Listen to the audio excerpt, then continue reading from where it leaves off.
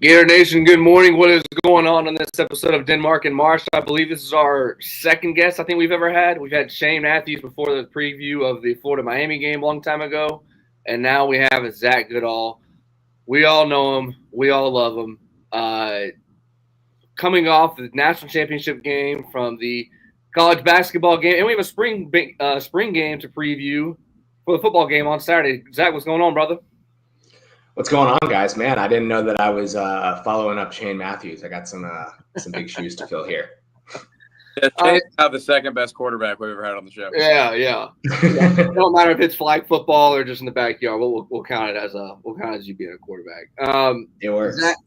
Zach, all the craziness. I was talking to you before the show started. All the craziness that's happened from the basketball game on Monday and this tournament run. Have you cooled down a little bit from all the craziness that's happened in the celebration so far? I have, because I was, and I know Graham knows this, I was brought on to primarily cover football at Swamp 247. So in the matter of 3 or 4 weeks of starting the job, it became very clear that I was going to have to focus on basketball, which is great. This run has been incredible, and the vibes in the city too, especially on Monday night, obviously has been just fascinating and incredible. But for me, I'm ready. Yesterday, I started getting back into writing about football stuff. It's fake football season, baby. Let's go. Zach, most people that follow you on social saw your videos and whatnot all throughout the weekend in Gainesville. I don't want to speak for Dylan, but I can speak for myself as someone who you're well aware, Zach, spent many fantastic years in the 3-5-2. When I saw videos of people in San Antonio after the game, my FOMO didn't really hit that hard. It would have been cool to be there, but I was like, hey, that's cool, whatever. The videos in Gainesville, I was like, I need to be there. Why am I not there? And some of your videos were the main culprits. So a lot of people saw your videos, but just kind of take me through those basically 72 hours, started from Saturday morning all the way through Monday night. Just kind of your own personal journey. You wake up Saturday morning, they got a huge game against Auburn that night. You know what you're going to be doing covering it, and kind of take me through all the way until head hits pillow Monday night. Yeah, I mean, for me, I had the blessing of getting to stay home to cover it compared to we had Graham Hall out there covering it for us, and I know that guy has been. I'm not trying to talk poorly of him because he's still been working, but I know that dude has been sleeping since the second he got home from San Antonio, and good for him because he's been literally all over the country the last month. For me, I was doing a lot of our preparation content and sights and sounds, stuff like that. So yeah, I was getting out, Saturday, obviously, especially to pull off another win over Auburn, being a conference rival. To have that happen in the Final Four, I think was kind of a cherry on top. Vibes were electric around here. Monday, I get up and do a little bit of prep work, and then I knew I was going to be going down to cover the watch party. So from a work perspective, I really wasn't doing anything during the game. I was just keeping my eye on the crowd and filming as much as I could, trying to get some shots. I saw someone, I forget who, someone tweeted it, I think literally this morning or last night, that they just had no clue what the timing was left in the game when it got down to those last seconds, the sub 19.7 or whatever. They just lost track because they're so caught up in that moment, being a 2-point lead, trying to see if Houston's going to go out and put up a shot. And Walter goes and makes that defensive play, and Alex falls on the ball.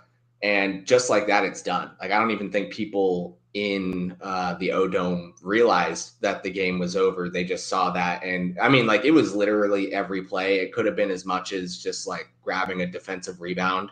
And that place was piercing loud. So to the crowd for a second, it was almost like it was just another play that was going on. And then it clicks in oh, wait, shoot, there's confetti starting to fall on the screen. It's over. Place just erupts. And I was sitting there wondering, I know that it's not a thing for people to rush the field or the court or anything at Florida. It's frowned upon. But I'm sitting there the entire time, and I was like, are they going to do this? If they pull this off, are they going to rush this court? And you saw, I think there was 1 or 2 people from over on the other side of the stadium or of the arena from where I was, and they just boom, they just sprint. Like I couldn't even pick up that they were storming the court until they were already there. And next thing you knew, it was like literally the entire court was filled within what felt like 20 to 30 seconds. It was, I've never seen a court storming before. I think I've seen a field storming. Yeah, I was at Florida State a couple years ago, and that was, I saw people fall and hit their face when they climbed over the wall to get on the field. So I think Florida fans had their, even though they don't do it, they had their like strategy figured out for rushing the court way better than Florida State fans. Zach, Graham is the fanatic of the basketball fan, and I'm kind of like in the middle. I'm like, I'll pay attention to them when they're really, really good, like they are now. But for the past couple of years, I've been like, I'll watch on Saturday. I might not. It depends. And I'll watch, a lot in March. Does this title run feel different, like since you are in Gainesville? Because we all know football is the Grand Canyon, and then it's basketball, and it's every other sport. But this title run feels different, and I can't explain why. I don't know if it's because this team was so selfless and they were so fun to watch with Walter Clayton. Does this title run in basketball feel different? I can tell you based on the Swamp 247 message board, 1,000%. Because now I've written about football a couple times since then, and everyone's telling me to stop because we're a basketball school. So, like, yeah, from that perspective. But yeah, I mean, and I've personally been going back and forth on this because I understand the sentimental value of looking at, the 06, 07 teams and thinking a player like Walter Clayton, like it's the debate I'm having in my head. Is he the best player in school history?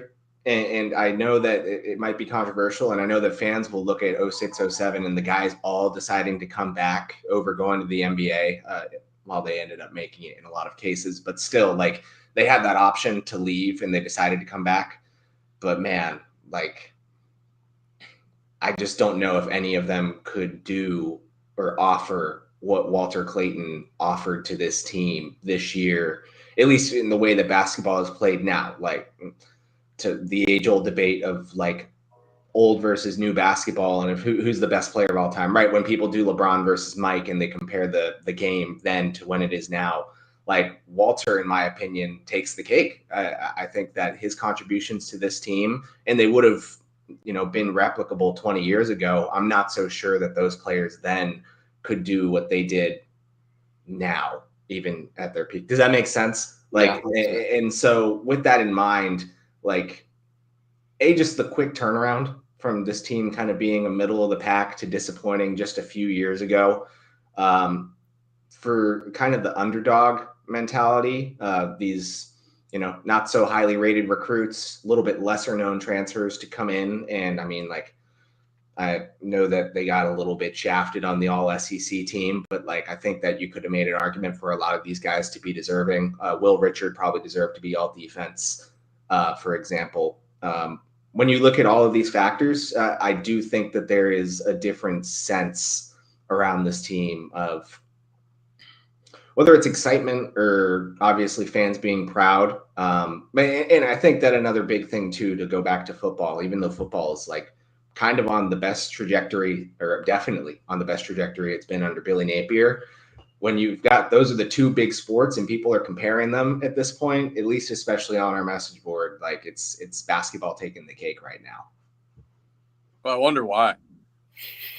Yeah, good question. Good question. Zach, you've been covering Gator sports since you and I went and covered that Florida-Miami game in Orlando back in 2019. So it's been a while now, and you've had, I know it's mostly been football, but you've had a lot of Gator sports, being in Gainesville, being able to kind of take in the entire environment, consume what the sports landscape looks like down there. And, we understand you're an objective broadcast journalist, of course, but every reporter does have times where they can look back and say, like, those were teams, like that run was where like my job was really, truly fun. And I really, truly enjoyed doing it. I enjoyed working with the guys that were on that team and interviewing them and what have you. Where does this team rank in terms of the guys that you got to work with? I know you're mostly football, like you said, but just the minimal stuff you've done in the last like month or so, at least with basketball. just being there in that environment, where does this rank for you in terms of most fun you've gotten to enjoy covering Gator sports?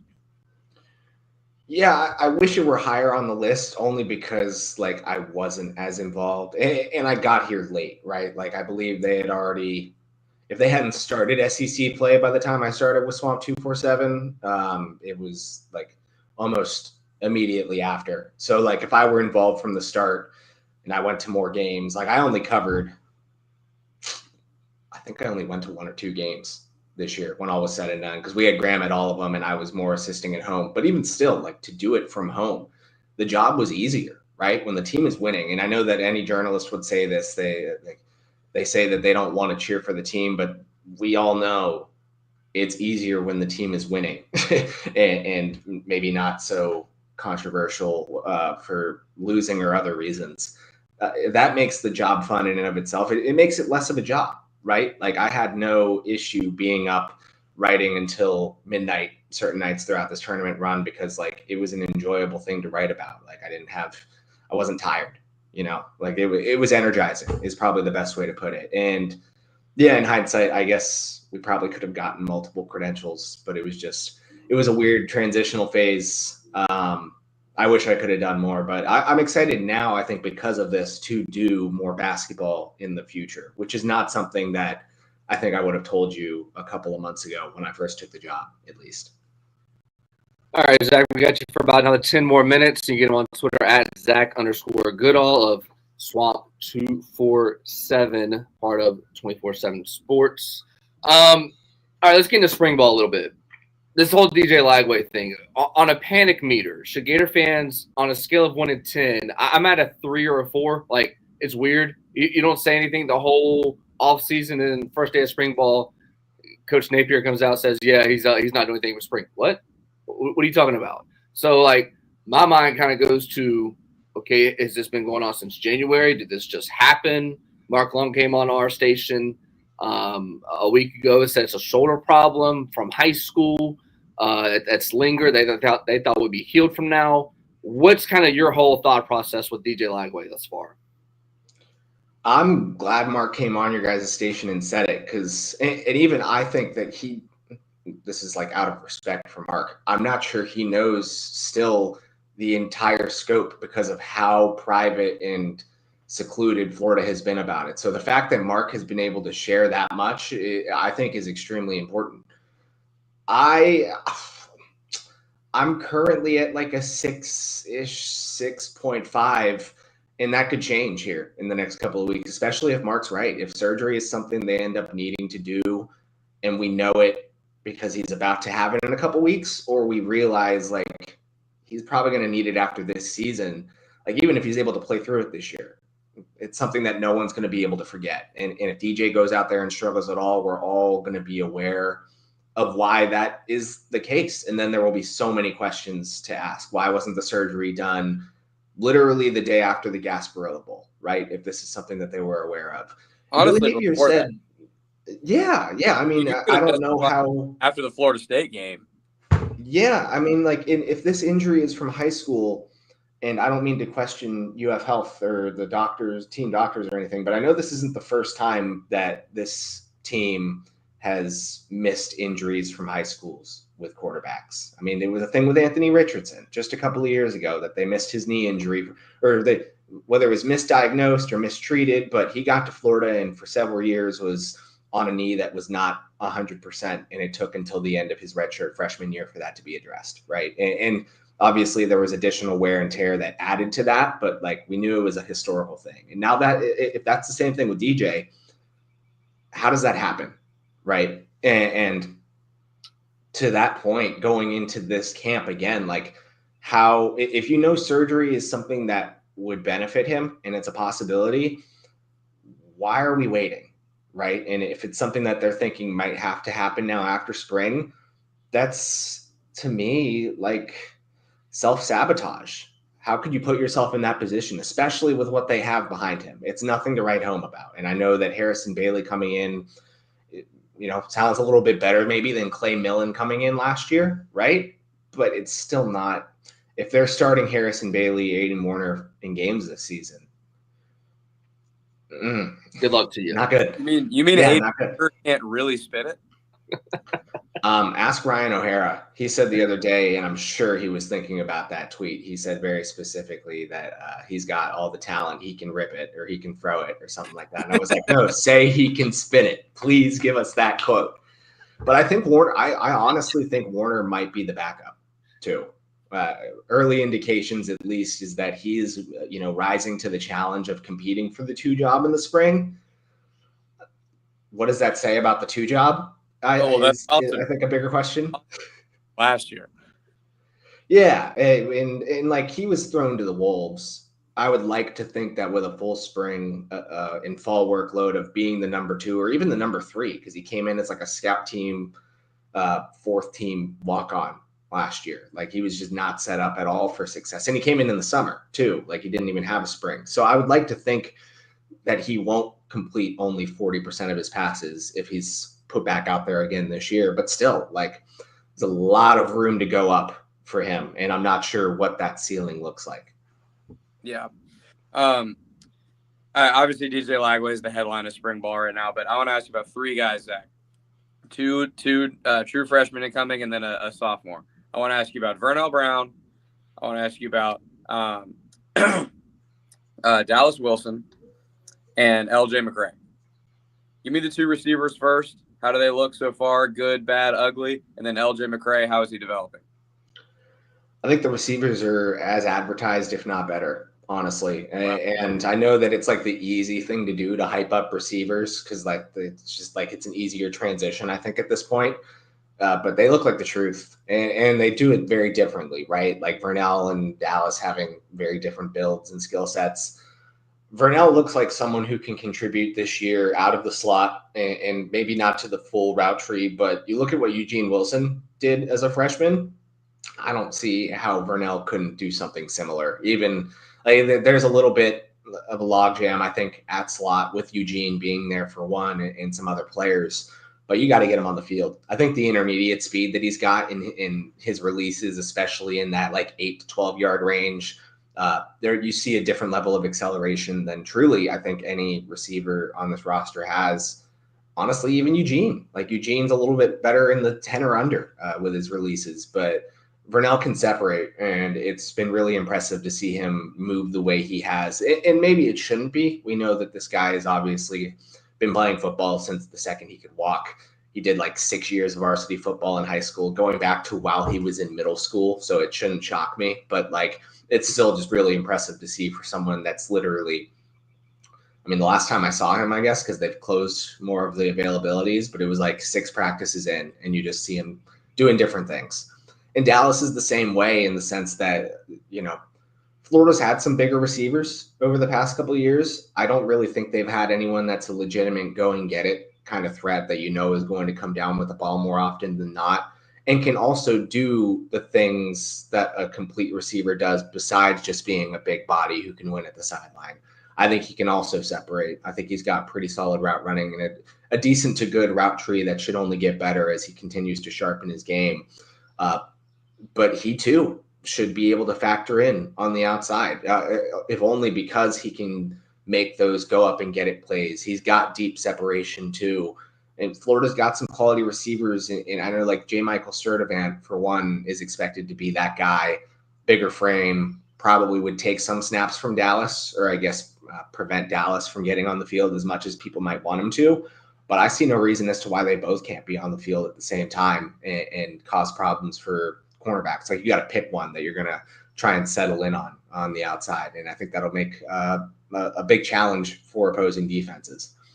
For LJ McCray, I haven't heard a ton about his development, and we don't really get to see when we go out there, like when the edge rushers they're just working on their hands against coaches. So there's not a ton to really take in, but he moved over to Jack from the FN. So more of the weak side, pin your ears back kind of position. He also might drop a little bit into coverage as a result of it compared to F being the strong side end, not much dropping, just kind of attacking tackles.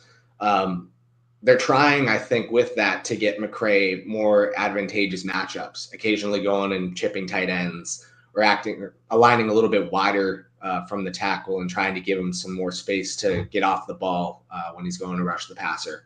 I'm fascinated to see how it works out, because you think of a weak side edge rusher, it might be traditionally like the smaller, bendier, more athletic, twitchy guy. LJ McCray is known for having really impressive athleticism for a guy that is literally 6'6", pushing 270. Like, if this projection hits, and I know that they've done some tinkering with players moving, like Kelby Collins last year, going into his second year, they moved him inside. It was a big mistake. It didn't work out. He transferred. He's going back to the edge at Alabama, and I think he's going to be really good. This isn't as much that, though, because they're still keeping him outside. And I mean, if this hits, I think you're looking at a Montez Sweat type of player. That's kind of the comparison I keep going back to. Someone that is at everything that they're listed at in being 6'6", 267. Sweat was like 6'5", 6'6", 265. And LJ can run, and he can bend, he can move. I think that one day when he ends up doing his combine testing, or I mean, they do this behind the scenes, they don't tell us the numbers. Like, I'm sure those numbers are really impressive for someone on the weak side. So I'm fascinated to see how he does in the spring, and if there's a jump that can be made this year, especially with what they lost 6 edge rushers from a combination of transfer and graduation. And I know none of them were star edge rushers necessarily, but there were a lot of guys in that group who had a lot of snaps. So they're going to be looking at McCray one way or another as someone that needs to be on the field more often. Yeah, most definitely. All right, Zach, we appreciate you coming on here. We have to roll to our day job, but we appreciate you coming on here, man, being a guest. And we need to get you on here in a couple months to review spring ball and as we get into the summer preview football season, brother. Yeah, without a doubt, boys. Just let me know. Thank you for having me on. Appreciate you, Zach. Appreciate you guys. Peace. Yeah.